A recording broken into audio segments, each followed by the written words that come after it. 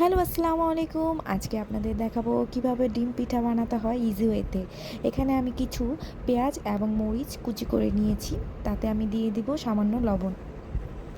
লবণ দেওয়া হলে আমি এই পেঁয়াজ এবং মরিচটাকে একটু চটকে নিব, যাতে পেঁয়াজটা একটু নরম হয়ে যায়। এবং তাতে আমি অ্যাড করব সামান্য পরিমাণে আদা এবং রসুন পেস্ট। তো আমার 250 গ্রাম চাল বাটার জন্য আমি 2টা ডিম ইউজ করছি।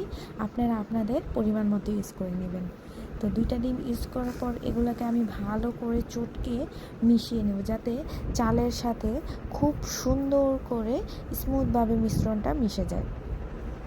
এগুলো ভালো করে চটকানো হয়ে গেলে আমি চাল বাটার সাথে এই ডিমের পেস্টগুলোও দিয়ে দেবো, এবং এখানেও আমি ভালো করে হাত দিয়ে একদম সুন্দর করে মিশিয়ে নেব, যাতে পুরোপুরি মিশ্রণটা মিক্সড হয়ে যায়। এতে টেস্ট খুবই মজা আসবে। তো অপর পাশে আমি চুলাতে একটা কড়াইতে তেল গরম করতে দিয়ে দিয়েছি।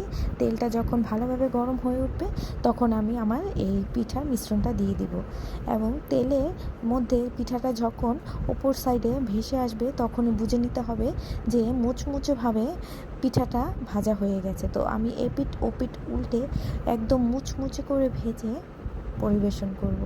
এটাই ছিল আমার ডিম পিঠা বানানোর ইজি ওয়ে। আশা করি সকলেরই ভালো লেগেছে। আল্লাহ হাফেজ।